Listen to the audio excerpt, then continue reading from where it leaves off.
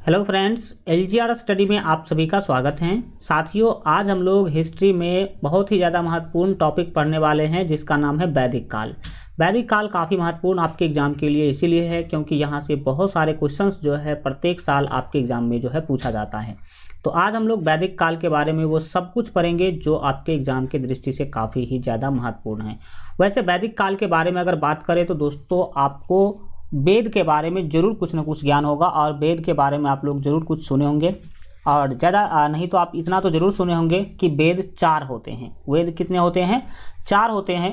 तो 4 वेद जो है उसी से संबंधित ये आपका टॉपिक है। तो चलिए एक एक करके चीज़ों को हम लोग सीखने समझने की जो है कोशिश करते हैं। सबसे पहले बात करते हैं वैदिक काल। वैदिक काल कब से कब तक मानी जाती है? जैसा कि आपने देखा था, ये सिंधु घाटी सभ्यता, ठीक है। तो सिंधु घाटी सभ्यता जो है आप सभी को पता है 2350 बीसी से 1750 बीसी तक एनसीईआरटी ने लिख रखा है कि उसका कार्य ये काल है। उसी तरह से वैदिक काल जो है ये इसका जो अगर काल पूछा जाए तो आप बताएंगे 1500 बीसी से 600 बीसी, यानी कि 1500 ईसा पूर्व से लेकर के 600 ईसा पूर्व तक का जो समय है वही वैदिक काल के नाम से जाना जाता है। तो अब हमें पता होना चाहिए भाई साहब कि आखिर वैदिक काल है क्या, किसे कहते हैं वैदिक काल। तो एक लाइन में आप लोग इसका अर्थ समझने की कोशिश करेंगे कि जिस काल में वेदों की रचना हुई, काल मतलब समय, काल मतलब समय, जिस काल में वेदों की रचना हुई उसे वैदिक काल कहा जाता है। उसे क्या कहा जाता है भाई साहब? वैदिक काल कहा जाता है। वैदिक काल को 2 भागों में बांटा गया है। कितने भागों में बांटा गया वैदिक काल को? 2 भागों में। तो जिसमें आपको पता होना चाहिए कि जो फर्स्ट पार्ट है उसका नाम है ऋग वैदिक काल और दूसरा नाम है उत्तर वैदिक काल। तो चलिए अब हम लोग इसके बारे में सब कुछ डिटेल से समझने की कोशिश करते हैं। फर्स्ट ऑफ ऑल तो आपने देखा कि जो 1500 बीसी से लेके, यानी कि 1500 ईसा पूर्व से लेके 600 ईसा पूर्व तक का जो टाइम पीरियड है वो वैदिक काल कहलाता है। अब 1500 से 600 बीसी को भी हमने क्या कर दिया भाई साहब? 2 पार्ट में बांट दिया, ठीक है।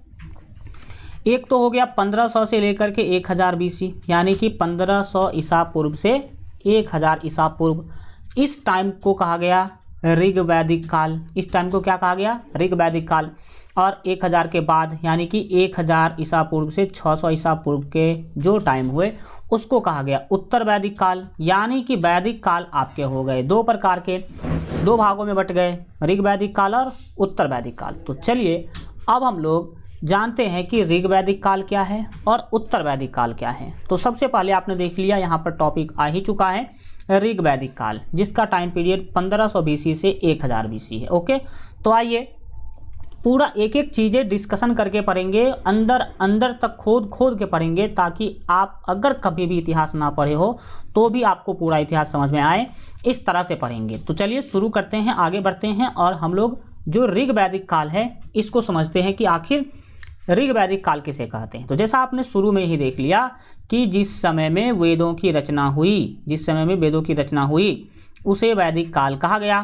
तो 1500 से 600 बीसी जो है इसमें चारों वेद की रचना हो गई थी। तो नाम से ही स्पष्ट है ऋग वैदिक काल। तो याद रखिएगा वेद हैं 4। सबसे पहला वेद जो है वह है ऋग्वेद। कौन है भाई? ऋग्वेद। तो याद रखिएगा कि जिस काल में ऋग्वेद की रचना हुई, यानी कि जिस समय में ऋग्वेद की रचना हुई उसे ऋग वैदिक काल कहा गया। जैसा कि हमने यहाँ पर आपको लिख भी दिया, ऋग वैदिक काल। जिस काल में ऋग्वेद की रचना हुई उसे ऋग वैदिक काल कहा जाता है। उसे क्या कहा जाता है? ऋग वैदिक काल कहा जाता है। और इस आधार पर हम कह सकते हैं कि ऋग्वेद जो है 1500 से 1000 बीसी तक ऋग्वेद का काल कहा जाता है। क्यों? यानी कि ऋग्वेद का इस टाइम पर रहा होगा प्रभाव, ठीक है। और 1500 से 1000 बीसी के बीच में इसका रचना हुआ होगा। ओके, ऋग्वेद को देखने के बाद आगे बढ़ते हैं और आगे आपको जैसा कि हमने भी बताया था कि भाई साहब वेदों की जो कुल संख्या है वो 4 हैं। वेदों की कुल संख्या कितनी है? 4 हैं। तो आइए जानते हैं इसके बारे में सब चीज़। पहला वेद, पहला कौन है सर जी? तो पहला है ऋग्वेद। याद रखिएगा ऋग्वेद, इससे संबंधित सारा का सारा चीज़ अभी हम लोग पढ़ने वाले, ठीक है। ऋग्वेद से संबंधित कई सारे क्वेश्चन आपके एग्जाम में घूमते रहते हैं, ठीक है। तो आइए जानते हैं कि क्या क्या ऋग्वेद से संबंधित आपको पूछा जा सकता है। सबसे पहला ऋग्वेद का आप उपवेद याद रखेंगे। ऋग्वेद का उपवेद, जैसे जानते हैं कि मुख्यमंत्री होता है ना, तो मुख्यमंत्री का उप मुख्यमंत्री होता है। उसी तरह मेन वेद कौन है? ऋग्वेद है। और ऋग्वेद का अगर एग्जाम में पूछे कि उपवेद क्या है तो बोलेंगे आयुर्वेद। ऋग्वेद के उपवेद का नाम क्या है भाई साहब? आयुर्वेद। याद हो गया, आयुर्वेद। याद रखेंगे दूसरी बात इससे कि ये सबसे पुराना वेद है, सबसे पुराना वेद है। ऋग्वेद जो है क्या है? सबसे पुराना वेद है। तीसरी बात हो गई सबसे पुराना वेद। चौथी बात याद रखेंगे कि गायत्री मंत्र, गायत्री मंत्र, हल्का यहाँ पे टाइपिंग मिस्टेक है, इसको हम सही कर देते हैं। गायत्री सीधे लिखा गया तो आप समझिएगा ये मंत्र है, गायत्री मंत्र, ठीक है। गायत्री मंत्र जो आप सुनते हैं, कई बार एग्जाम में पूछा जा चुका है कि गायत्री मंत्र का उल्लेख किस वेद में है, तो क्या बताएंगे सर जी? जल्दी बताइए आप लोग। गायत्री मंत्र का उल्लेख किस वेद में है? तो बोलेंगे सर गायत्री मंत्र का उल्लेख तो ऋग्वेद में है। समझ में आ गया? तो ऋग्वेद से 4 चीजें आपने देख लिया। पहला चीज आपने देखा कि ऋग्वेद का उपवेद जो है वो आयुर्वेद है, यानी कि ऋग्वेद के उपवेद का नाम क्या है? आयुर्वेद। दूसरा चीज आपने देखा कि ये सबसे पुराना वेद है। कई बार एग्जाम में पूछा गया है कि निम्नलिखित में से कौन सबसे पुराना वेद है, तो क्या बताएंगे? ऋग्वेद सबसे पुराना वेद है। इसके बाद गायत्री मंत्र का उल्लेख किस वेद में मिलता है, तो बोलेंगे गायत्री मंत्र का उल्लेख जो है ऋग्वेद में मिलता है। गायत्री मंत्र अगर आप लोगों ने नहीं सुना हो तो देखिएगा, इस तरह का होता है। ओम भूर्भुवः स्वः, जो आपने सुना होगा, तत्सवितुर्वरेण्यम, ये जो मंत्र है आपके गायत्री मंत्र है। और गायत्री मंत्र कहाँ है, कहाँ लिखा गया है? तो ऋग्वेद में लिखा गया है। दूसरा वेद के बारे में अब हम लोग चर्चा करेंगे। दूसरा है सामवेद। कौन है सर जी? सामवेद। सामवेद के उपवेद का नाम अगर पूछेगा तो बताएंगे गंधर्व वेद। कौन बोलेंगे? गंधर्व वेद। इसका तीसरा चीज याद रखेंगे कि सामवेद का संबंध संगीत से है। सामवेद का संबंध संगीत से है, मतलब क्या? संगीत जो आप देख रहे हैं, सुन रहे हैं, ये संगीत की जो शुरुआत है वो सामवेद से ही मानी जाती है। तो अगर एग्जाम में पूछ ले निम्नलिखित में से कौन सा वेद संगीत किस वेद से संबंधित है, संगीत का संबंध किस वेद से है, तो बोलेंगे सामवेद। याद रखने का ट्रिक है 100 से सामवेद और 100 से संगीत। कितना आसान है, 100 से सामवेद और 100 से संगीत। ओके। और सर ये ऋग्वेद सबसे पुराना वेद है, ये कैसे याद रखें? तो इसके लिए देखिए, आप रट के नहीं याद रख सकते, कुछ ना कुछ उसमें आप ट्रिक जोड़ के, कुछ ना कुछ नुस्खा जोड़ के आप उसे याद रख सकते हैं। तो हमारा ट्रिक क्या है? आप देखते हैं री से बनता है ऋषि, और ऋषि मतलब पुरानी चीज़ें। क्या अभी आपको उतना ज़्यादा संख्या में ऋषि मुनि दिखाई देते हैं क्या? नहीं सर जी, नहीं दिखाई देते हैं। मतलब मतलब ऋषि, ऋषि मतलब पुरानी चीज़ें। तो री से बना है ऋग्वेद, तो ऋग मतलब सबसे पुरानी। ठीक है, हो गया। इतना आप कुछ ना कुछ जोड़ के याद रखेंगे, आप ऐसे नहीं रख सकते याद। ठीक है, अगला है 3 नंबर है यजुर्वेद। ठीक है, यजुर्वेद का जो उपवेद है वह है धनुर्वेद। यजुर्वेद का उपवेद क्या है? धनुर्वेद है। धनुर्वेद में आप धनुर्वेद के बारे में एक महत्वपूर्ण बात याद रखेंगे कि ये गद एवं पद दोनों में है।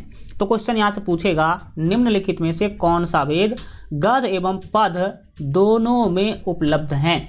गद जानते हैं ना, कहानी टाइप, और पद जानते हैं ना, जो कविता होते हैं या फिर दोहा होते हैं या फिर अश्लोक होते हैं, उसको कहा जाता है पद।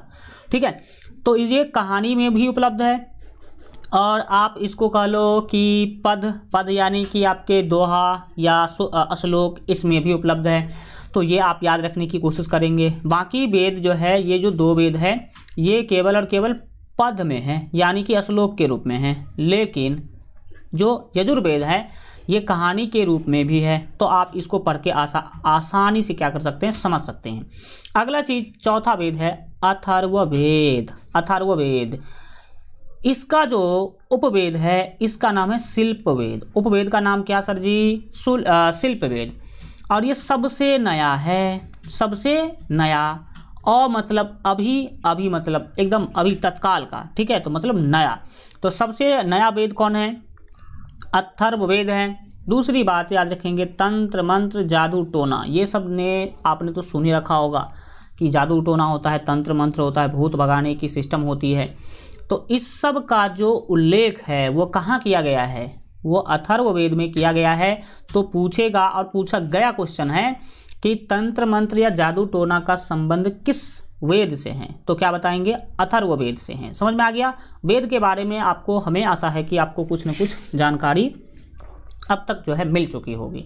वेद के बारे में जितना हमने बताया इससे बाहर ना तो पूछता है और ना ही पूछेगा, तो पूरे विश्वास पूरे जोश के साथ आप लोग तैयारी करते रहें। आगे बढ़िए, आगे हम चीज़ों को जानना सीखना शुरू करते हैं। अब वेद तो हमारे 4 हैं, लेकिन हिंदू धर्म में केवल वेद ही नहीं है, और भी बहुत सारे ग्रंथ हैं, और भी बहुत सारे ग्रंथ है। अगला ग्रंथ है आपका ब्राह्मण ग्रंथ। कौन है भाई साहब, ब्राह्मण ग्रंथ। तो ब्राह्मण ग्रंथ सर किसे कहते हैं, तो सीधा बोलेंगे कि ऋषियों द्वारा गद्य में, किसमें, गद्य में, यानी कि सरल भाषा में, यानी कि कहानी में वेदों की गई सरल व्याख्या को ब्राह्मण ग्रंथ कहा जाता है। यानी कि समझ लीजिए, वेद जो है बहुत ही कठिन भाषा में लिखा गया है, और हमारे ऋषि मुनि ने क्या कर दिया, वेदों को सरल भाषा में व्याख्या कर दिया, कहानी के रूप में, गद्य यानी कि कहानी के रूप में व्याख्या कर दिया।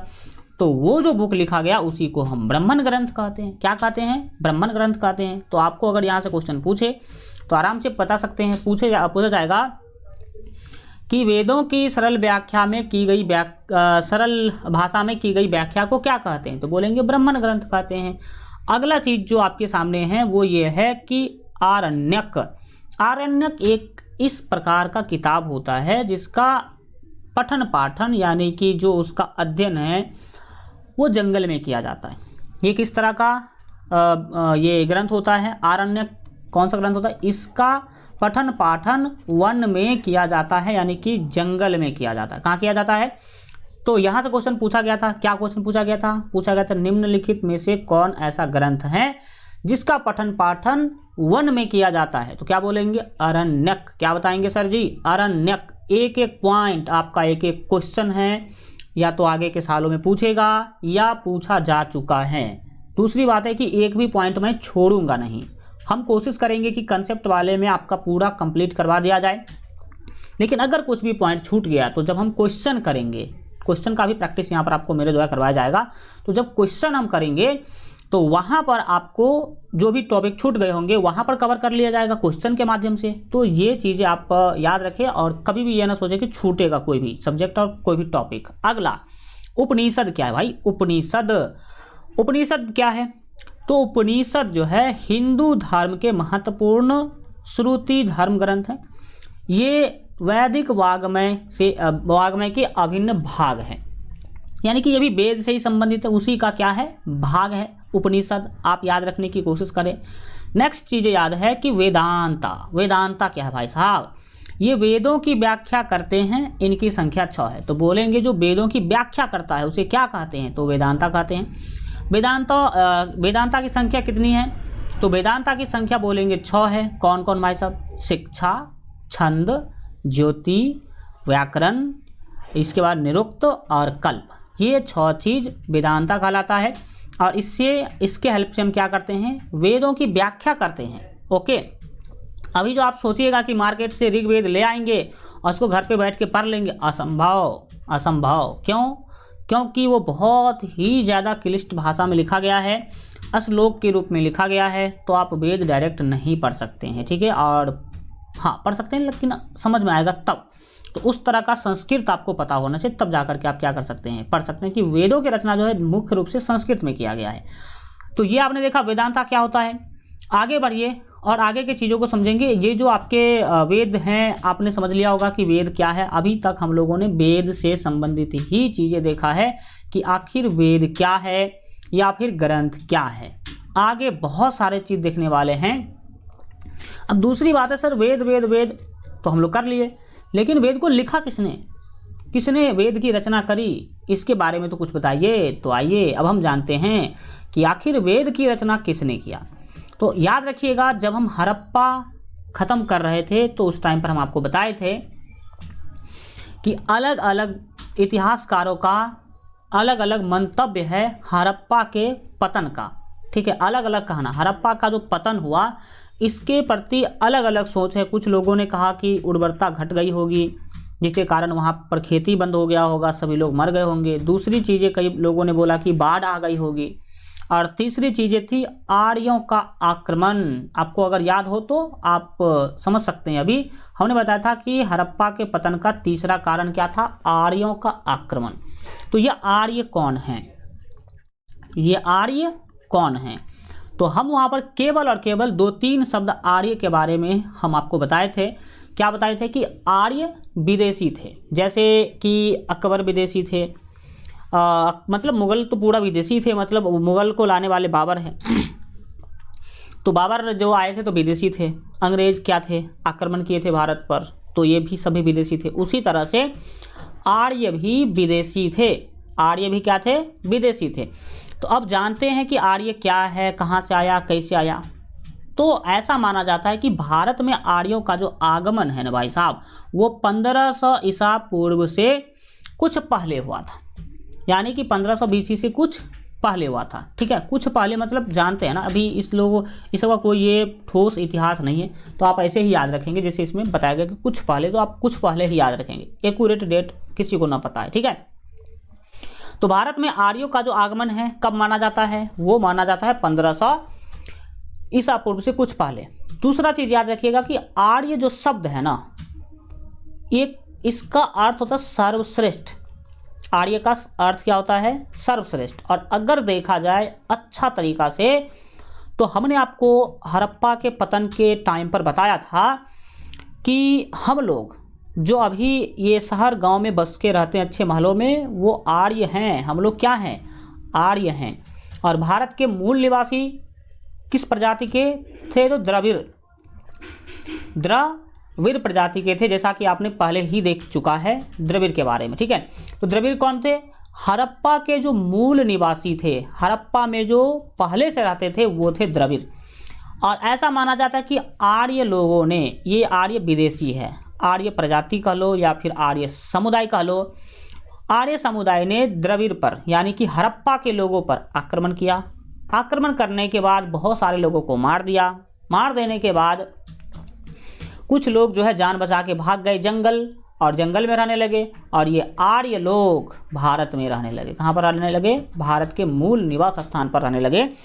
और ये कुछ हद तक मुझे सही भी लगता है, क्योंकि आपको पता होगा कि आर्य ने ही वेदों की रचना करी है। आर्य ने ही वेदों की रचना करी है। चारों वेद जो है किसने लिखा है, आर्य समुदाय के लोगों ने ही लिखा है। दूसरी बात यहाँ से ये निकल के आती है कि जो अभी जंगल में रहते हैं, जो हड़प्पा के मूल निवासी जो पहले द्रविड़ कहलाते थे, वो अभी भी रह रहे हैं, और वो आदिवासी कहलाते हैं। क्या कहलाते हैं, आदिवासी। तो ऐसा माना जाता है कि ये जो आदिवासी लोग हैं वो उसी टाइम के सताए हुए हैं जो जंगल पकड़ा है, और जंगल से बाहर निकलने की कोशिश, मतलब जंगल से बाहर निकलना ही नहीं चाहते हैं। ठीक है ना, क्योंकि उस टाइम पर उसको बहुत डर था कि आर्य आक्रमण कर देगा मेरे ऊपर, आर्य मुझको क्या कर देगा, मार देगा। इसीलिए वो बस्ती वालों से अलग ही रहना चाहते हैं। आप भी देखेंगे होंगे, अगर अभी कोई जनजाति यानी कि जो आदिवासी लोग हैं देखे होंगे, तो मुख्य रूप से जंगल में ही निवास करना चाहते हैं। तो इन सब चीज़ों को आप देखेंगे तो पता चलेगा कि हाँ, हो सकता है कि आर्य ने आक्रमण किया होगा और हड़प्पा के लोगों को खत्म कर दिया होगा। जो कुछ बच गया वो जंगल में रहने लगे होंगे। आर्य शब्द जो है, ये तो आर्य मतलब एक समुदाय था, और आर्य अपने आप को सर्वश्रेष्ठ कहता था। सर्वश्रेष्ठ मतलब मैं सबसे श्रेष्ठ हूँ। ये कौन कहता था, आर्य कहता था। आर्य कहता था कि मैं सबसे श्रेष्ठ हूँ।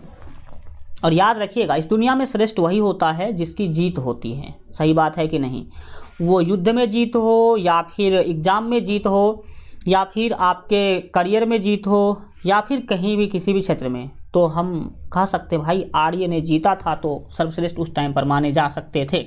अब सर्वश्रेष्ठ देखिए कई बार आपके ज़िंदगी से भी गुजरता है ये आर्य शब्द। कहाँ आपने आर्य शब्द सुना होगा? आप अगर कोई पुराना टीवी सीरियल देखे होंगे या देखते होंगे, जैसे कि महाभारत, तो महाभारत में आप सुने होंगे ये आर्य शब्द। कहाँ सुनेंगे सर? कोई भी पत्नियां अपने जो है पति को आर्य कह के पुकारते थे। क्या कह के पुकारते थे? आर्य कह के। गौर से देखेंगे आप, कोई भी अगर टीवी सीरियल देख रहे हो पुराने टाइम का, जो महाभारत है या फिर उससे रिलेटेड कोई भी चीज़ें हैं, तो पत्नी जितने भी होती थी वो अपने पति को आर्य कह के पुकारते थे, और आर्य का मतलब होता है सर्वश्रेष्ठ। और सही बात भी है, एक पत्नी के ज़िंदगी में सर्वश्रेष्ठ उसके पति ही होते हैं, उसके क्या होते हैं, पति ही होते हैं। तो एक पत्नी पति को सर्वश्रेष्ठ समझ सकता है अपने लिए, ठीक है। तो ये शब्द आप देखे होंगे। तो आर्य शब्द का अर्थ क्या होता है, सर्वश्रेष्ठ। ये पूछा गया शब्द है, इसीलिए मैं इतना रिपीट कर रहा हूँ और कहानी सीरियल बता रहा हूँ ताकि आपको याद रह जाए, ठीक है। चलिए, आर्य के बारे में तो ये आपने देख लिया। अब जानते हैं कि आर्य आया कहाँ से भाई। जैसे अंग्रेज इंग्लैंड से आया था, उसी तरह से हमें जानना होगा कि आखिर आर्य कहाँ से आया।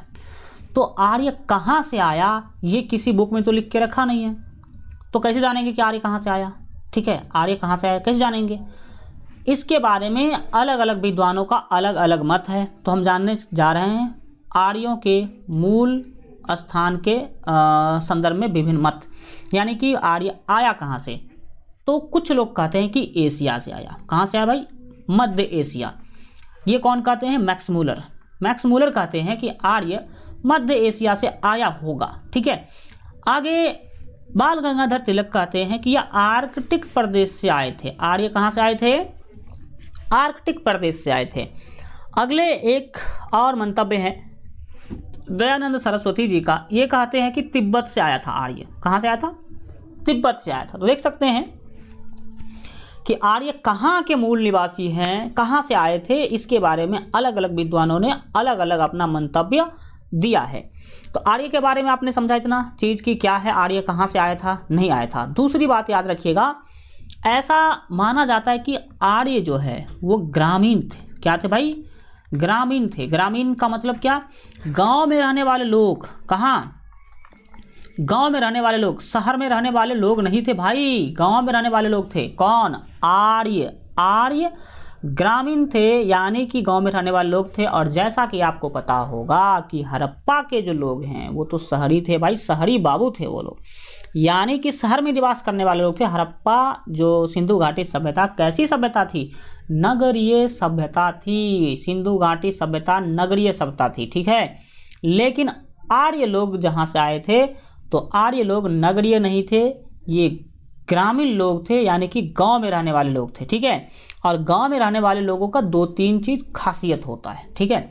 ये आप अब मैं खासियत बता रहा हूँ, अब ये मत कहना कि सर ऐसी बात नहीं है, ये खासियत शहर के लोगों में भी पाया जाता है। लेकिन आपको मैं बता दूं कि जो गांव में रहने वाले लोग हैं वो प्रकृति के ज़्यादा नज़दीक में रहते हैं, और प्रकृति के नज़दीक में रहने के कारण उनका प्रकृति से लगाव बहुत ज़्यादा होता है। और दूसरी बात कि जितना ज़्यादा आप प्रकृति के नज़दीक रहेंगे उतना ही ज़्यादा आपका बुद्धि और शक्ति दोनों बढ़ता है। तो ऐसा माना जाता है कि जो आर्य लोग थे ग्रामीण थे और ये शक्तिशाली भी थे, मतलब मेहनती शब्द जानते हैं ना, मेहनती बहुत थे, मेहनती के साथ साथ शक्तिशाली भी थे। और तीसरा बोला जाता है कि गौ पालक थे, गाय पालने वाले लोग थे। क्या करने वाले लोग थे, गाय पालने वाले लोग थे, कोई ये बिजनेसमैन सब नहीं थे। तो आर्य के बारे में आप लोगों ने देख लिया। और अभी भी देखा जाता है कि गांव के जो लोग होते हैं ज़्यादा मेहनती होते हैं शहर के तुलना में, शहर के लोगों के तुलना में गांव के लोग मेहनती होते हैं। आप मानो या ना मानो, लेकिन ये हकीकत है तो हकीकत है, ठीक है।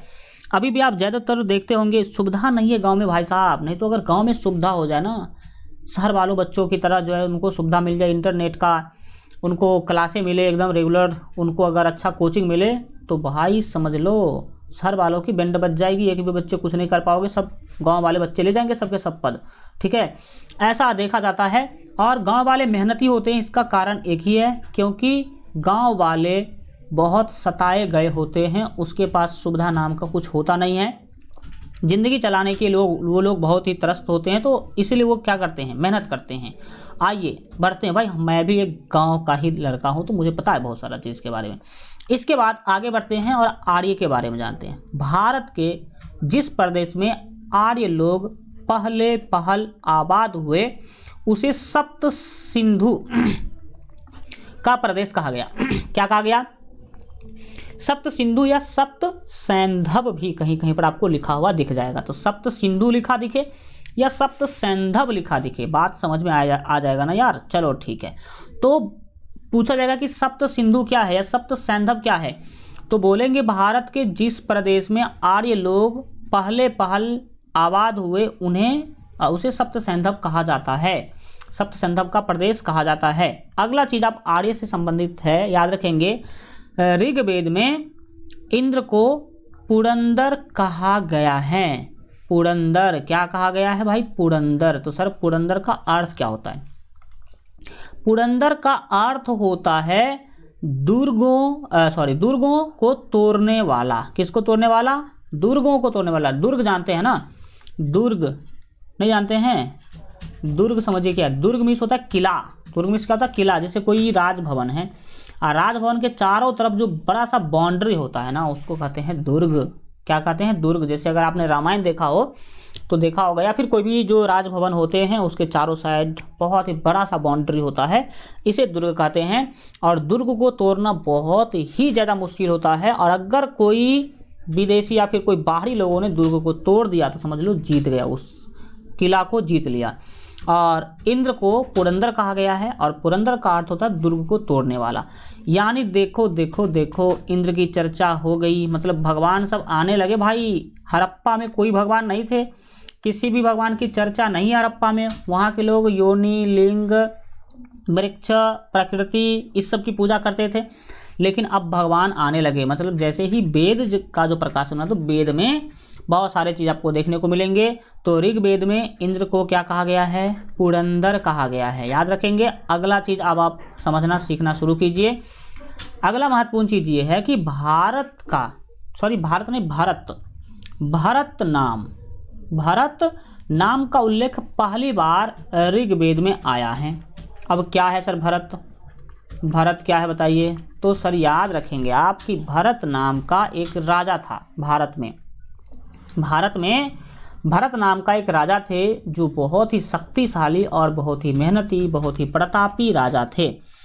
कितना प्रतापी और कितना शक्तिशाली थे, सो आप इस बात से अंदाज़ा लगा सकते हैं कि एक युद्ध हुआ था, जिस युद्ध का नाम था 10 राज युद्ध। क्या नाम था सर जी युद्ध का? 10 राज युद्ध। और 10 राज युद्ध में भारत एक तरफ और 10 राजा एक तरफ। 10 राजा एक तरफ, मतलब अकेला भरत राजा है एक तरफ से और दूसरी तरफ से 10 राजा हैं, ठीक है। और इस दोनों में हुआ था युद्ध, ठीक है। अब बताओ आपके कौन जीत सकता है? 10 राजा वाला जीतेगा कि भरत जीतेगा? बताओ भाई, जल्दी जल्दी बताओ, सोचो कुछ कि कौन हो सकता है। तो आपके माइंड में चल रहा होगा कि सर 10 राजा वाला जीत जाएगा। नहीं, लेकिन हमारे भरत इतने प्रतापी थे कि भरत ने 10 राजाओं को क्या कर दिया? हरा दिया। और जीत गए कौन? भरत जीत गए। तो 10 राज युद्ध आपने समझा। 10 राज युद्ध ये बताता है कि जो भरत 10 राजाओं को अकेले हरा सकता है वो कोई साधारण नहीं है भाई, साधारण नहीं है। ऐसा कहा जाता है कि भरत शेरों का दांत गिना करते थे, मतलब बहुत शक्तिशाली थे। शेरों का दांत गिनना मतलब बहुत ही शक्तिशाली थे और बुद्धिमान भी थे। तो इसी भरत के नाम पर हमारे देश का नाम भारत पड़ा। क्या पड़ा? भारत। भरत का देश है भारत। किसका देश है? भारत। भरत का देश है भारत, और हम लोग भरत के संतान हैं, ऐसा कई जगहों पे उल्लेख किया गया, ठीक है। तो भरत नाम का उल्लेख जो है पहली बार कहाँ है? ऋग्वेद में आया है। इसी के आधार पर हमारे देश का नाम भारत देश पड़ा है, याद रहेगा। चलो आगे बढ़ते हैं और अगले चीज़ों को समझिएगा। 10 राज युद्ध की मैं चर्चा कर रहा था और वो यहाँ आ गया। याद रखेंगे 10 राज युद्ध भरतों और 10 राजाओं के बीच हुआ। भरतों की विजय हुई। कहाँ लड़ा गया था? रावी नदी के तट पर लड़ा गया था। कहाँ लड़ा गया था सर जी? तो रावी नदी के तट पर लड़ा गया था। रावी नदी का पुराना नाम है पुरुषनी नदी। रावी नदी का पुराना नाम पुरुषनी नदी। तो पुरुषनी नदी के तट पर लड़ा गया था, ये भी आप याद रख सकते हैं। तो 10 राज युद्ध से क्वेश्चन पूछेगा।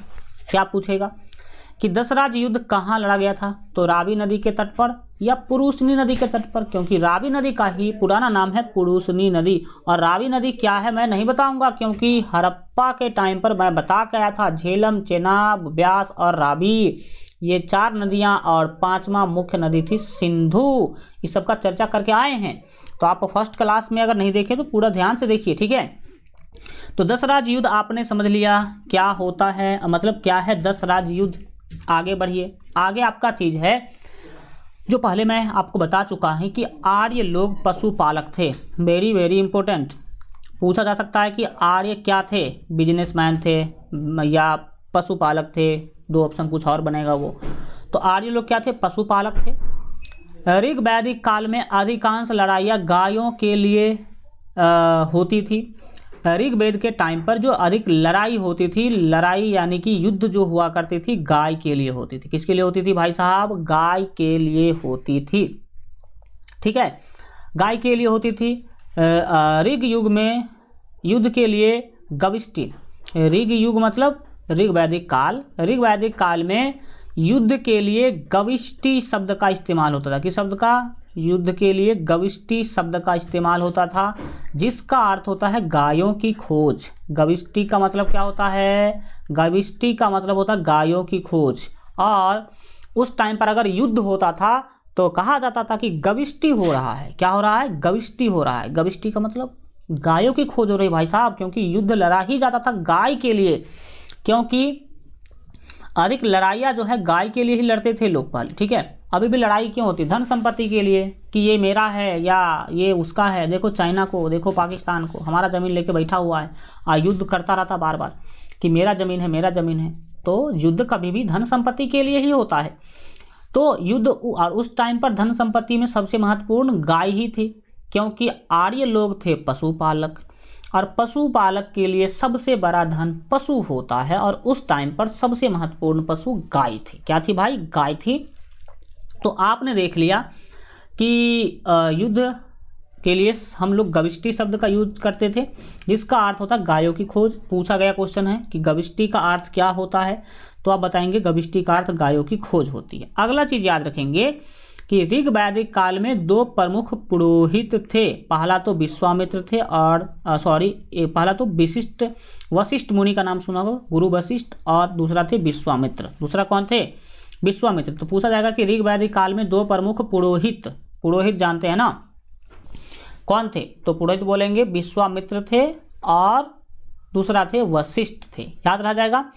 अगला चीजें आप याद रखेंगे कि ऋग वैदिक काल में आपको पता होना चाहिए कि स्त्री की दशा अच्छी थी। अभी 2 वैदिक काल आप पढ़ने वाले, एक तो ऋग वैदिक काल और दूसरा उत्तर वैदिक काल।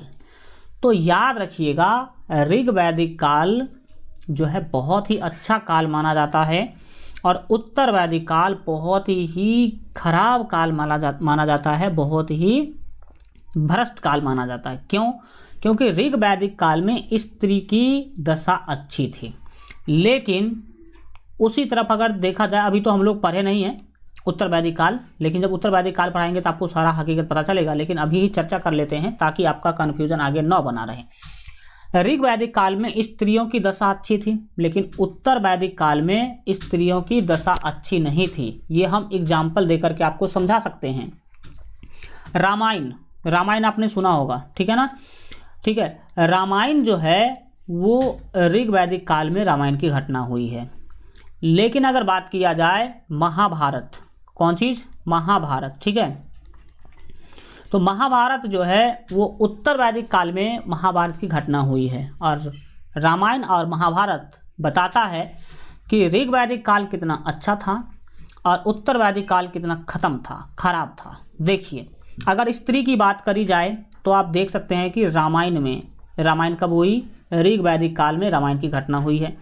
तो आप देख सकते हैं कि रामायण में स्त्री के लिए एक व्यक्ति 7 समंदर पार करके जाता है और स्त्री की रक्षा करके आता है, उसका इज्जत करता है, उसका सम्मान करता है कि नहीं करता है। तो स्त्री के लिए इतना बड़ा युद्ध लड़ा जा सकता है रामायण में, ठीक है, मतलब स्त्री का इज्जत सम्मान का ख्याल किया जाता था रामायण के अंदर। दूसरी तरफ देखिए महाभारत में आपने चीर हरण सुना होगा, जिसमें महिलाओं का जो है चीर मीस कपड़ा हरण किया गया कौरवों के द्वारा। और महाभारत का मुख्य कारण एक वो भी है, मुख्य कारण में से एक कारण वो भी है। तो दूसरी तरफ आप महाभारत में ये भी देखे होंगे कि स्त्रियों को जुआ के दांव में लगाया जाता था। मान लो जो व्यक्ति सब कुछ अपना हार गया तो अपने पत्नी या फिर अपने बेटी को क्या कर देते थे, जुआ में लगा देते थे कि अगर हम हार गए तो अब हम पत्नी तुमको दे देंगे। और यही हुआ था द्रौपदी के साथ। द्रौपदी के साथ आपने अगर रामायण देखा हो तो पता होगा कि द्रौपदी को हार गए थे पांडव, और द्रौपदी जब पांडव हार गए थे तो कौरव ने उसका चीरहरण करना शुरू कर दिया, वस्त्र खींचना शुरू कर दिया। तो देख सकते हैं कि इधर स्त्रियों का सम्मान क्या हो रहा है, खत्म हो रहा है, लेकिन इधर स्त्रियों के प्रति सम्मान है। अगर देखा जाए तो आपको पता होना चाहिए, कोई भी यज्ञ हो, ठीक है, कोई भी यज्ञ हो, पूजा पाठ हो, तो पति जब बैठते हैं पूजा पे तो पत्नी को भी अभी भी बैठाया जाता है। अगर आपने देखा हो गौर से, अगर पूरा नियम कानून से पूजा हो तो, जैसा कि आपने देखा होगा रामायण के अंदर राम जी करवाते हैं अश्वमेघ यज्ञ। जब लंका से लौटते हैं तो राम जी अश्वमेघ यज्ञ करवाते हैं। अश्वमेघ यज्ञ करवाने से पहले राम जी क्या करे होते हैं, सीता जी को जंगल भेज दिए होते हैं, जहाँ पर उनका लव और कुश जन्म लेते हैं। अब सीता जी अभी जंगल में ही है और राम जी इधर अयोध्या में अश्वमेघ यज्ञ की क्या कर लेते हैं, शुरुआत कर लेते हैं। और अश्वमेघ यज्ञ में जो पंडित जी हैं वो कहते हैं कि देखिए पूजा पर राम जी बैठेंगे, अच्छी बात है, लेकिन राम जी अगर पूजा पर बैठेंगे तो उसके साथ उनका पत्नी भी होना चाहिए, क्योंकि उनकी पत्नी अभी जीवित है। अगर उनका मौत हो चुका होता तो अलग बात थी, लेकिन अगर जीवित है तो उनके पत्नी का राम जी के साथ पूजा पर बैठना बहुत ही ज़रूरी है, ठीक है। लो भाई साहब, अब तो हो गई समस्या। राम जी बोले कि कुछ भी हो जाए, सीता को हम जंगल से नहीं ला सकते हैं, क्योंकि ये हमारे राज्य की सम्मान की बात है। पता नहीं क्या हुआ था उस टाइम पर। तो मुनि कहते हैं कि चलो एक उपाय है, आप सीता जी का मूर्ति बना करके अपने साथ बैठा सकते हैं पूजा पर। तो देख लो, मूर्ति बैठेगी, लेकिन बैठेगी ज़रूर। कितना इज्जत समान था उस टाइम पर महिलाओं के लिए। और इस टाइम पर देखो चीरहरण हो रहा है, किस टाइम पर, जो आपके ऋग वैदिक उत्तर वैदिक काल है उसमें। यहाँ देख सकते हैं रामायण में भाई भाई में प्रेम था, और महाभारत में देखो भाई भाई ही लड़ गए। दुनिया का सबसे बड़ा युद्ध महाभारत है। दुनिया का सबसे बड़ा युद्ध क्या है, महाभारत है। आप इसमें राम लक्ष्मण भरत शत्रुघ्न का प्रेम देख सकते हैं, लेकिन इधर कौरव और पांडवों का कितना बड़ा युद्ध देख सकते हैं। इस दोनों ने युद्ध जो है लड़ने पर जो है आगे आ गया। अगर आपने रामायण देखा हो तो कहीं भी बलि जो शब्द है ना, बलि जानते होंगे, बकरी का बलि हो या फिर मानव का बलि हो, कहीं भी चर्चा नहीं है। लेकिन महाभारत देखे होंगे तो महाभारत में बलि का चर्चा है कि हाँ बकरे का बलि दो या फिर आदमी का बलि दो, इस सब की चर्चा है। तो कुल मिला के जो वैदिक काल है बहुत अच्छा था, लेकिन उत्तर वैदिक काल जो है, यानी कि जो दूसरा है 1000 से 600 BC वाला टाइम, बहुत ही खत्म था। इसमें सब कुछ बर्बाद सा चल रहा था, ठीक है, ये याद रखिएगा। तो पहली चीज़ हमने क्या देखा कि ऋग वैदिक काल में स्त्री की दशा अच्छी थी, उन्हें सम्मान से देखा जाता था।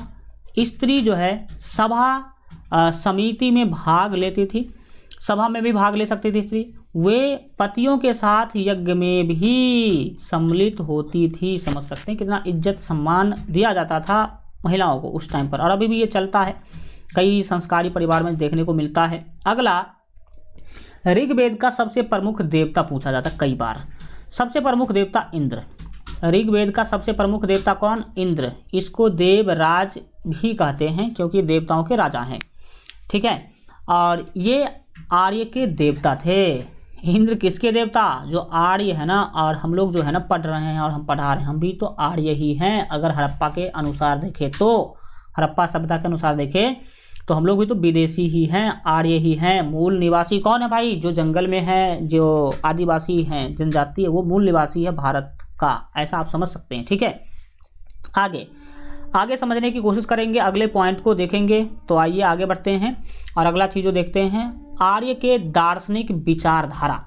देखिए आर्य लोग जो थे बहुत पढ़े लिखे थे, ग्रामीण के साथ साथ वो पढ़े लिखे भी थे, बहुत ज़्यादा ज्ञानी लोग थे। तब तो इतना बड़ा वेदों की रचना कर दी भाई।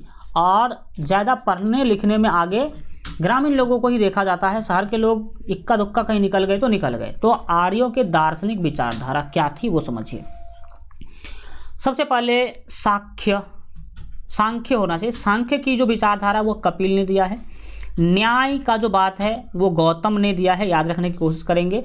इसके बाद वैशेषिक का जो विचारधारा है वो कनाद ऋषि ने दिया है, ये आप याद रखेंगे। योग, आप जो अभी भारत दुनिया का योग गुरु जो बन रहा है ना, योग का जो कंसेप्ट है ना, पतंजलि ने दिया है। किसने दिया है, पतंजलि ने। और पतंजलि योग के बहुत ही बड़ी विद्वान ये थे, ठीक है ना। और अभी जो हमारे रामदेव बाबा कंपनी खोल के बैठे हैं पतंजलि के नाम से, कौन पतंजलि है? यही पतंजलि है जिन्होंने योग का कंसेप्ट दिया था, और योग के बहुत ही बड़े विद्वान थे। कौन? पतंजलि। तो योग का जो विचारधारा है किसने दिया है? पतंजलि ने दिया है। मीमांसा का जैमिनी ने दिया है, और वेदांत का जो विचारधारा है वो व्यास ने दिया है। तो ये सारे चीज़ें आप याद रखेंगे, उतना महत्वपूर्ण नहीं है, लेकिन फिर भी आप ज्ञान के दृष्टि से देखेंगे तो बहुत ही ये महत्वपूर्ण आपके लिए माना जाएगा। ऋग वैदिक नदियाँ। ऋग वैदिक काल में अलग अलग नदी का चर्चा है। तो कौन कौन से नदी है सबका हम लोग एक एक करके क्या करते हैं? चर्चा करते हैं। समझिएगा, ऋग वैदिक काल के ये सारे नदियां हैं जिसको अब अलग नाम से जाना जाता है। ठीक है, तो यहाँ पर आप देख सकते हैं, सबसे पहले है झेलम। कौन है सर जी? झेलम है। झेलम को ऋग वैदिक काल में वितस्ता कहा जाता था। झेलम को ऋग वैदिक काल में क्या कहा जाता था? वितस्ता कहा जाता था, याद रहेगा। और ये वही झेलम नदी है जिस झेलम के तट पर आपको पता होना चाहिए कि सिकंदर और पोरस के बीच में युद्ध हुआ था। याद रहेगा, कई बार क्वेश्चन पूछा गया है कि सिकंदर और पोरस के बीच में, हमारे भारत के ही शासक थे पोरस। ठीक है, सिकंदर और पोरस के बीच में किस नदी के किनारे युद्ध हुआ था? तो झेलम नदी के किनारे। ठीक है, झेलम का वैदिक सभ्यता में क्या नाम था? वैदिक काल में क्या नाम था? वितस्ता नाम था। तो ये पुराना नाम और ये वर्तमान यानी कि नया नाम। अगला नदी है कुंभा। कुंभा जो है वैदिक टाइम पर काबुल बोला जाता था इसको। ठीक है, इसके बाद है चिनाब। कौन है भाई? चिनाब। चिनाब को अभी तो चिनाब के नाम से भी जानते हैं, लेकिन इसको अस्किनी भी क्या किया जाता है? बोला जाता है। इसके बाद अगला है सतुद्री। इसको सतलज के नाम से भी जाना जाता था, और अभी तो हमको लगता है सतलज ही ज़्यादा फेमस है, और सतुद्री क्या है? हल्का मतलब डाउन ही चल रहा, उतना इसको नहीं जानता। अगला है पुरुषनी नदी। पुरुषनी नदी का वैदिक काल में रावी नदी था नाम, अभी उसको पुरुषनी के नाम से जानते हैं, लेकिन पहले क्या बोलते थे? रावी नदी। और यही वो रावी नदी है जहाँ पर 10 राज युद्ध हुआ था। इस रावी नदी के किनारे ही कौन सा युद्ध हुआ था? 10 राज युद्ध हुआ था। ये भी आप याद रखने की कोशिश करेंगे।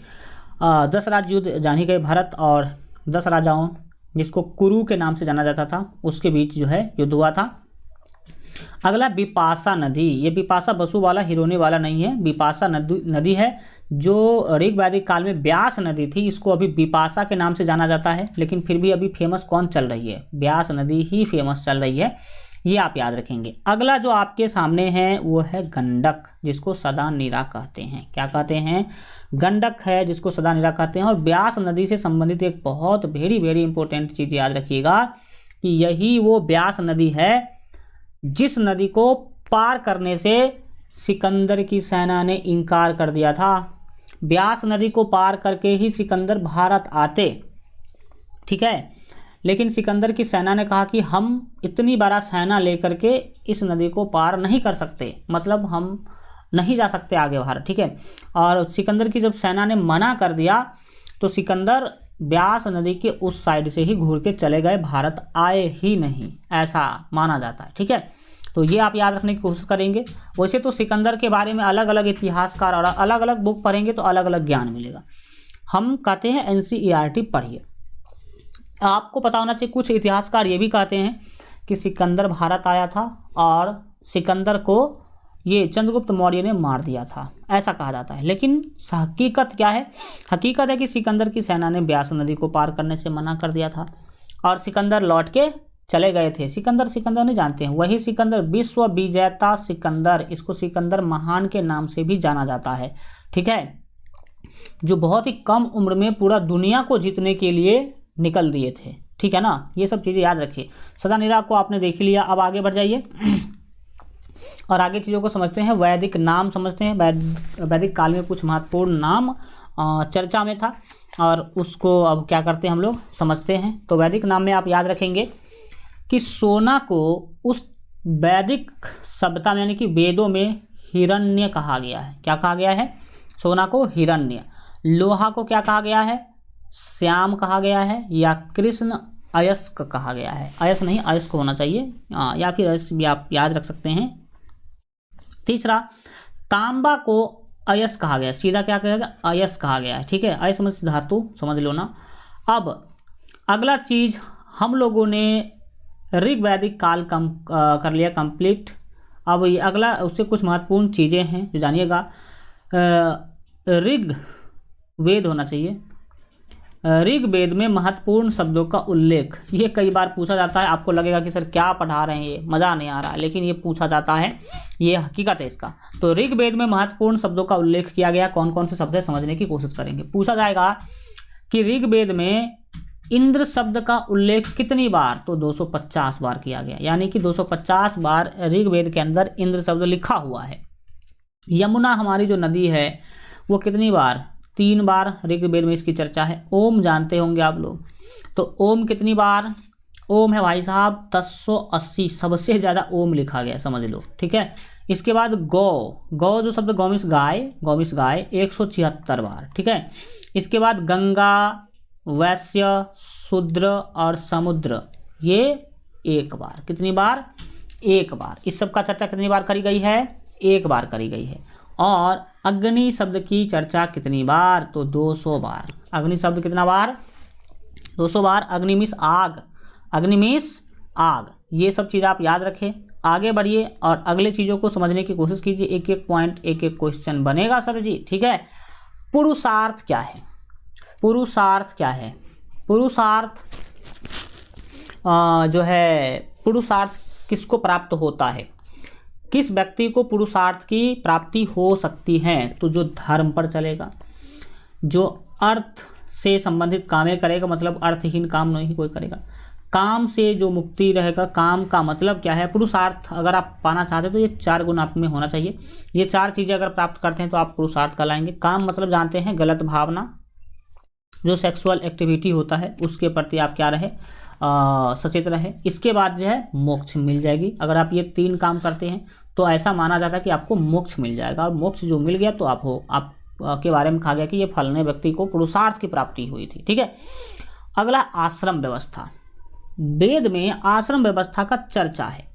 ठीक है, जिसमें टोटल 4 आश्रम की व्याख्या है। क्वेश्चन पूछा गया था कितने आश्रम व्यवस्था की चर्चा है, तो बोलेंगे 4। सबसे पहला आश्रम व्यवस्था है ब्रह्मचर्य आश्रम, दूसरा है वानप्रस्थ आश्रम, तीसरा है गृहस्थ आश्रम और चौथा है संन्यास आश्रम।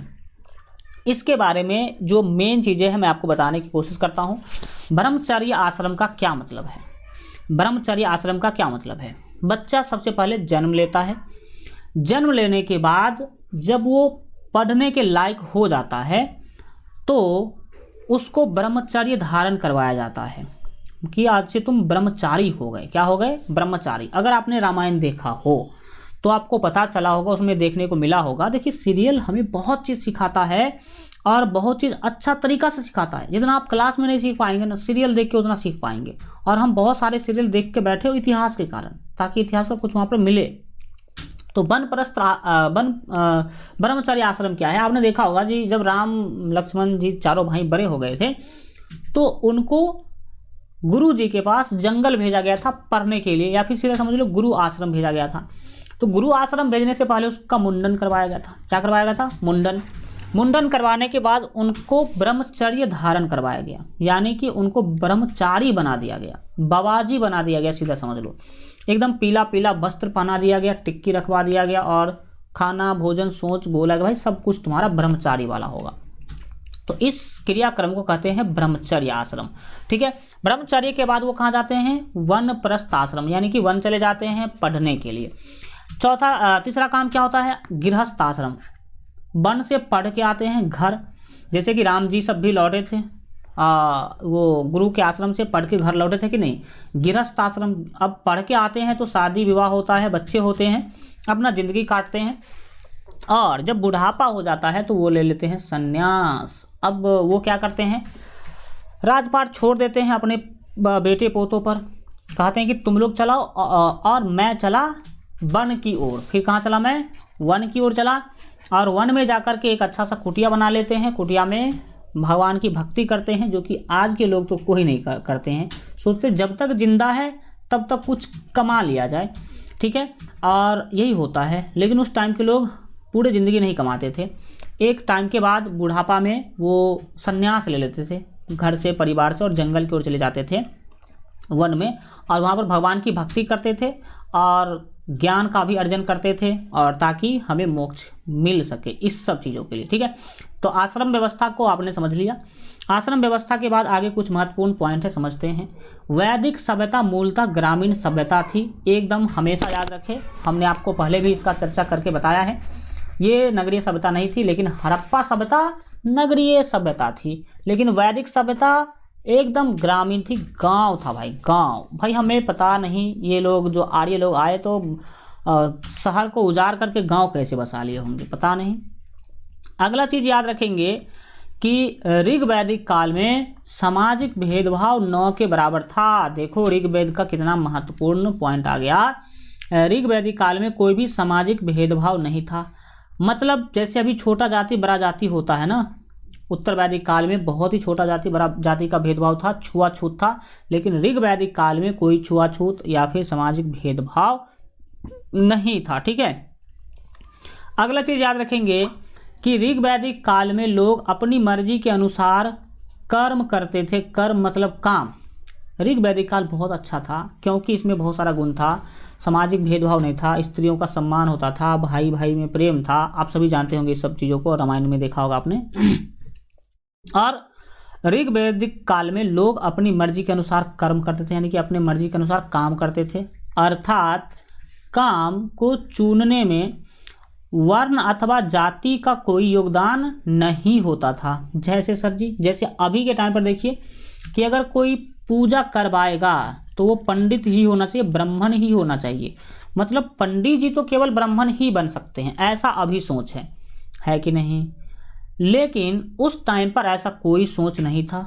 उस टाइम पर आप कोई भी काम कोई भी व्यक्ति कर सकता था, कोई भी काम कोई भी व्यक्ति कर सकता था। मतलब ये है उस टाइम पर 4 वर्ण हुआ करते थे। कितने वर्ण हुआ करते थे? वर्ण मतलब जाति समझ लो आप, सीधा सीधा क्या समझ लो, जाति समझ लो। तो अभी तो जाति बहुत है, लेकिन वेद के अंदर 4 ही जाति का चर्चा है।